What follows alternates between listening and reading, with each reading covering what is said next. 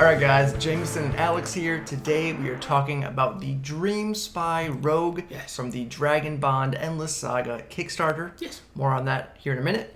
But if you're new to the series and or the channel, what we're going to do is go through all of the abilities gained in the subclass. And we're going to rate the roleplay, combat, and synergy based on how the abilities gained in the subclass improve on the base class abilities. Indeed. Don't forget to like, comment, and subscribe to be entered in our D&D Beyond Players Bundle giveaway. All that being said, jump right into it. All right, this is going to feel, give you an idea of the kind of headspace we're in.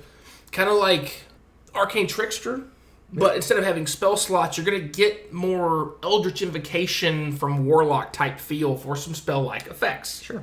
So let's kind of wrap our way around here. Okay, so starting off with level 3, Arcane Espionage Tricks. You gain the Dreamwalking trick as well as 2 Arcane tricks of your choice. Your Arcane Espionage tricks are detailed below. When you gain a level in this class, you can choose one of the tricks you know and replace it with another trick you can learn at that level. You can gain another trick at level 9, another trick at level 15. You can use your Arcane Espionage tricks a number of times equal to your proficiency bonus in any combination and regain all expended uses when you finish a long rest. So, list to pick from. You're going to get 1 for free, and then you're going to pick eventually a total of 4 to know and use as you see fit.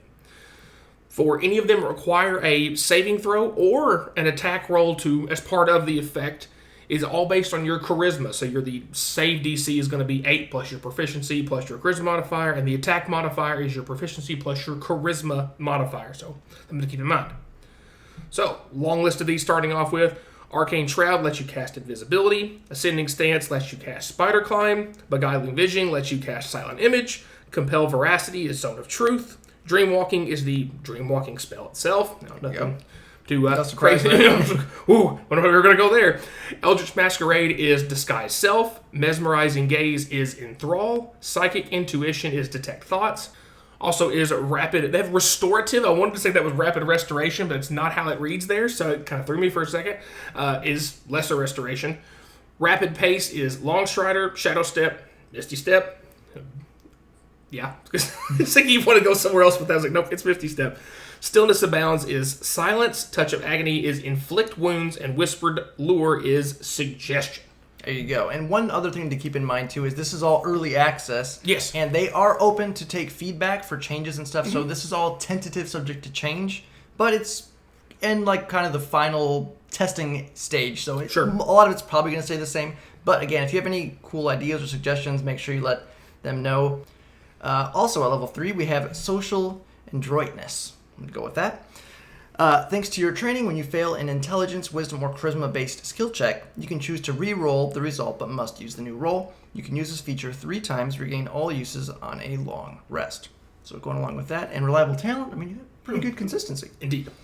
Unseen Mind at level 9. As a Dream Spy, you've trained your mind in complex rituals. Your Unseen Mind feature grants you the following benefits.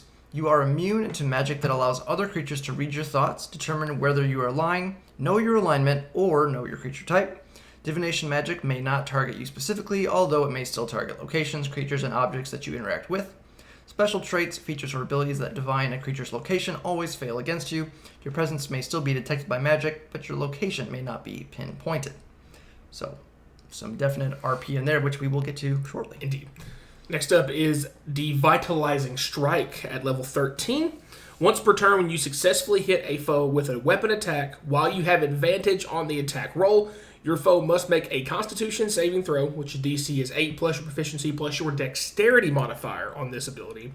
On a failed save, the target has disadvantage on attack rolls and ability checks until the end of your next turn. I think it's interesting that it does give you the option of ability checks. So, like, to me, if you were to sneakily just like knock somebody in the back of the head, maybe it just does like the 1 damage, you're just trying to like maybe knock them loopy a little bit, and you're not trying to maybe instigate combat. Sure. Because you're a rogue and all, you kind of knock their head a little silly, so maybe they're not as perceptive about things or things like that with their ability checks. To me, it makes sense. It can be used in RP as well as combat, obviously. All right, so before we get on to the final capstone ability, which pretty solid for a rogue, let's be honest. We're going to give you a little bit more information about Dragonbond and this particular Kickstarter that is for the series of the Dragonbond Endless Sagas, which is its guide to Dragonbonding. It's a what? Exactly. So it was way too easy. With this one, there's a ton going on in this book. I think the biggest feature of this is the ability to bond with a dragon that goes along with your party, and it's just kind of built into your party.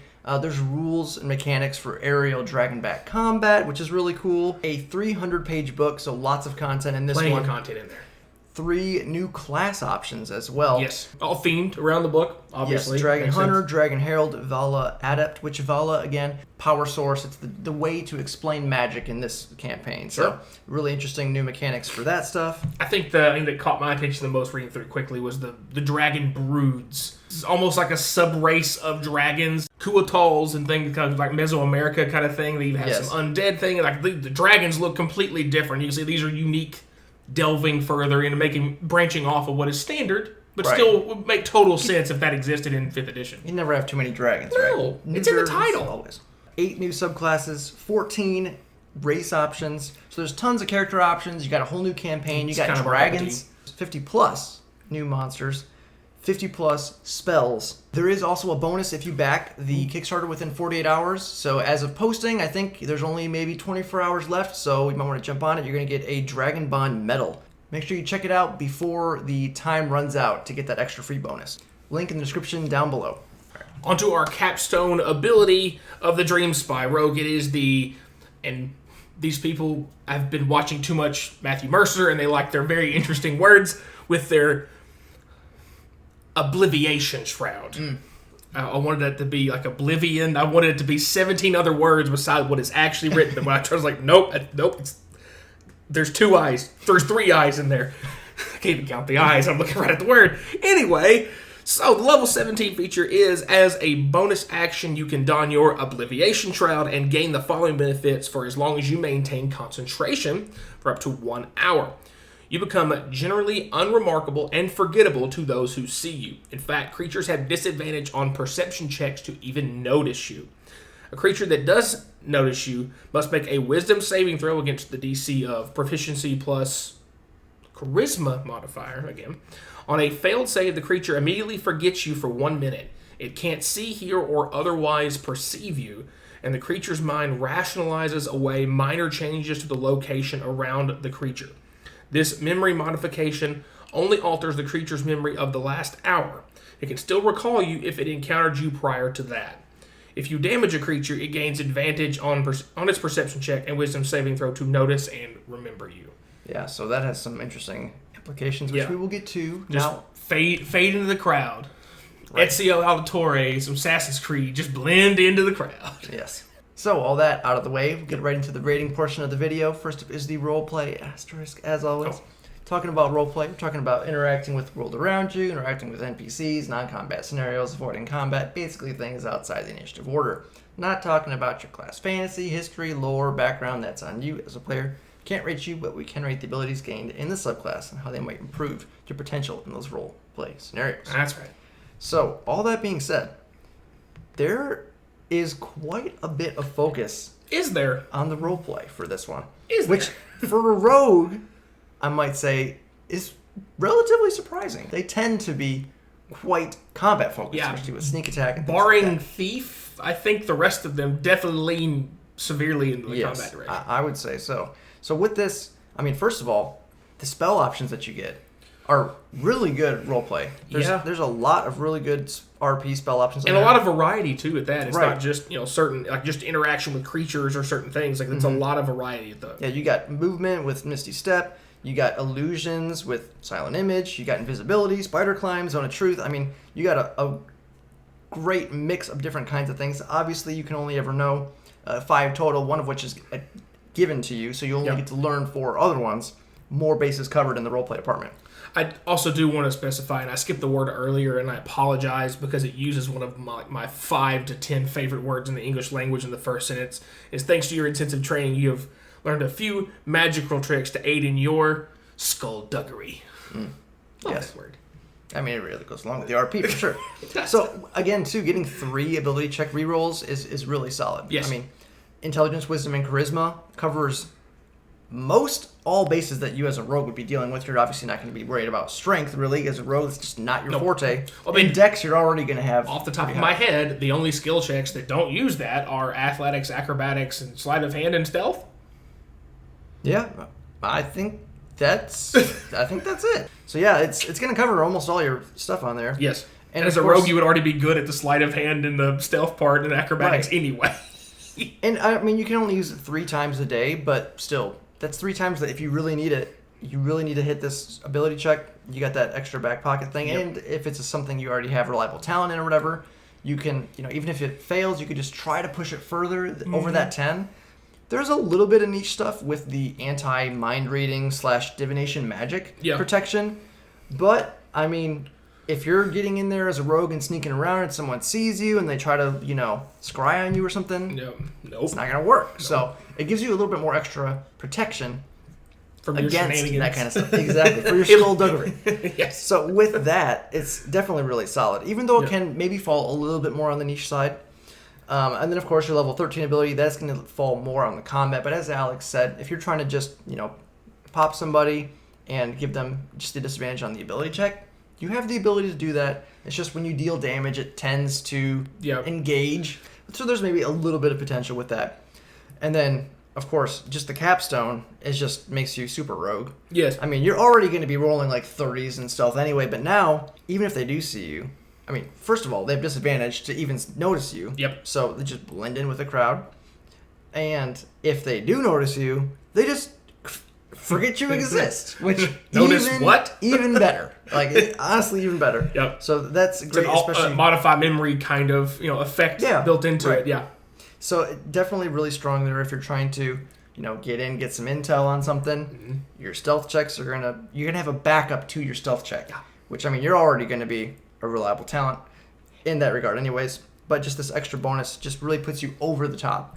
So with that, we actually went with a 4.5 out of 5. There's a lot of focus on the roleplay here, and a lot of it is very potent in our opinion. Even if you're just looking at stuff where you have Misty Step, you have 6 uses of Misty Step a day, basically, from once you hit 6 level 2 spells. Right. So there's not a single caster in existence that can cast that more times than that. Combine that kind of thing with your stealth thing and your shroud is like, you can be popping all over the place, causing all kinds of chaos. Mm-hmm. So definitely some interesting roleplay potential with this one. On the combat side of things, because of the heavy RP focus with this subclass, it is less potent on the combat side of things, but it still gives you some usable features. I mean, there are a couple things within the arcane tricks, while most of them do lead more to RP. Misty Step definitely has uses in combat to let you either close the gap to get to something, or if you're being surrounded, quickly get yourself out of dodge, essentially. Spider Climb giving you climbing speed, so if you're dealing with caverns and a lot of trees, you can quickly moving around. Invisibility to make sure you get that sneak attack off, because then you pop in and get somebody. So there's options. The only challenge to those on the combat side of things that acquire any kind of a save or the attack itself, a la the inflict wounds, is it is based on your charisma. Right. So in terms of forcing saving throws or anything like that, or trying to hit with an attack, you run into this issue of your charisma versus your dexterity, which will come more up on the synergy side of things, but something to keep in mind in terms of our combat effectiveness, because we go too much into the charisma to help these spell effects. We're hurting our chances to hit with damage and things, or our constitution score to keep us alive. Mm-hmm. So all of those things. It's rare that you get a intelligence, wisdom, or charisma skill check in combat. Right. Technically, it can happen. Yeah. There's very specific reasons, so a little bit there. The Unseen Mind is going to be one of more of those preemptive combat things, because if somebody doesn't know where you're at, especially if you get into like later campaigns, you run into villains that may have scrying and divination magic at their disposal. They don't know where you're traveling as much or where you might be because they can't find you because of this, or they're trying to read your thoughts for what your plan of action might be. No, you can't do that. So that's not exactly going to happen in combat, but does directly affect your combat situations afterwards. Of course, the biggest direct combat thing is going to be the devitalizing strike. Again, with the fun words with this thing. Where if you can hit with an advantage, they're going to have disadvantage, which is incredible. The problem is going to be, you have to specifically have advantage on the attack roll for this to trigger, not just be able to trigger sneak attack, because you could be staying next to an ally and attack the thing, get sneak attack. You don't necessarily have advantage. Right. The other challenge is going to be, it's a Constitution saving throw. So you get later into games, higher level content, less likely that that's going to succeed against larger, more difficult things. So it's great that there's no limit to it, which is, it's a good thing, because its level of effectiveness or percentage of effectiveness is going to be lower as you get toward the end game. So the fact there's no limit to it, I think, is a good thing. And finally, the Shroud, for combat purposes, to me, is primarily going to be just like, if you needed to get out of dodge real bad because you got surrounded, you got caught, and you got a whole bunch of guards pouncing on you, you can buy Felicia and get yourself out of there. It's really more of that's going to be for combat purposes. So again, definitely heavier on the RP side of things. There are some combat options, so we went with a 2.5 out of a possible 5 for the combat score. Yeah, and I think one thing too, just going along with that, is, and I'll kind of switch over to synergy actually, just because these comments are going to overlap a little bit. But basically, with the Obliviation Shroud, the combat effectiveness with it is interesting. I mean, it does use your concentration and a bonus action, so there is that. Because it does last up to an hour too. Right. So technically, it could lead into combat. You can try to. Yeah, or you can. I mean, you can use it in combat. It's just, if they've already knew that you existed during that, they would have advantage on the roll. Yeah. So I mean, it is based on your charisma, but there's a chance they fail that because it is a wisdom save. It could make it through. It's middle of the road. Yeah. On there, so it's possible.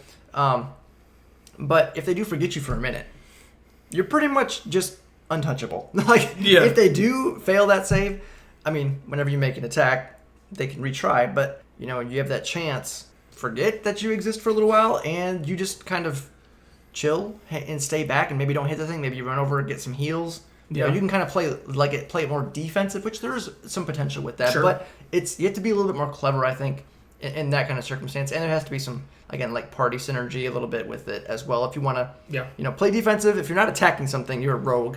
So that's a lot of damage that could be going out the window if you're just, out on the fringes. Yep. But if you're going to die, you're not going to do any damage when you're dead. So there's that. The number one rule with doing any sort of combat-based anything, your DPS becomes 0 when you dead. Yeah. Devitalizing Strike is basically kind of like the poison condition. Yeah. So with that, I mean, it is free, as Alex said, which is nice. And it is based on your dexterity instead of your charisma. So that does help it a little bit as well. You don't have to worry about your charisma. Although, if you don't worry about charisma, then the Obliviation Shroud, save is going to go down as well.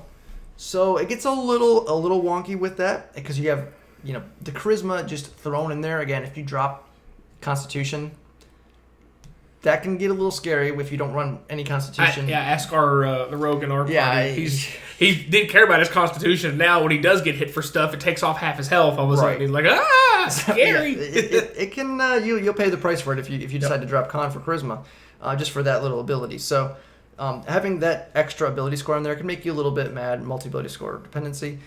So they have to keep that in mind.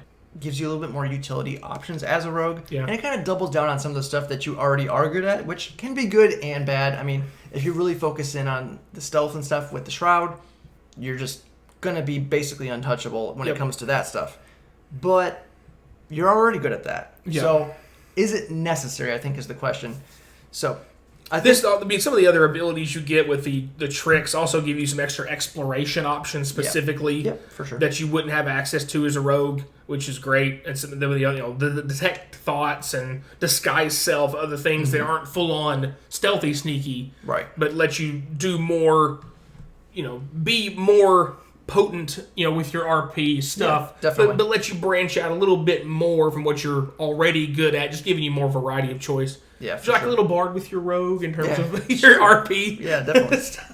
So I think really the way to go is to probably just not worry about charisma. You get and pick spells and stuff with these tricks that don't have a save. Yeah, I mean, it becomes your third stat. I mean, you're going to get it to 14, probably 16 eventually. Have a +3 on it. So if you did have one that requires a saving throw, it won't be a big deal. Yeah. So all that being said, we went with a 3.5 on the synergy. Yeah, primarily you're looking at, again, the having to consider swapping around to charisma, or if you want to have some of those options, definitely being the biggest deterrent. Yeah. On And this there energy is zone. a little bit of limitation on some of the things as well. One being the Constitution save and having to have advantage for the Devitalizing Strike. Right. And then, of course, the saving throws if you do take the charisma-based spells. Encountering divination magics, if you don't have Right. stuff Exactly. So casting that on you, then right. So there are some limitations as well. So solid option. Definitely some interesting stuff on especially here. with the roleplay. There's so many Yeah, the juicy roleplay with is this fantastic with this one. Yeah. But yeah, again, remember this is a work in progress. So if you have any thoughts or comments that you might have to maybe suggest to make this thing even better, or maybe a little bit more combat effectiveness, let us know in the comments. Let them know on their feedback forms and stuff. But yeah, this is all tentative. It could change. Maybe do so respectfully, as you always should. Of course. You know, there's a right way to give critiques, give criticism, give praise. You know, always do it respectfully. Yes, of course. It's better for everybody involved. But yeah, guys, that's going to be it for this one. If you enjoyed the video, don't forget to like, subscribe, hit the bell notifications so you know when all of our new videos are coming out. Make sure to check out that link to this Kickstarter down below. Again, if you want to get that free medallion, got to jump on it pretty quick if you don't want to miss that. Thanks again to our sponsors, and of course, thanks for watching.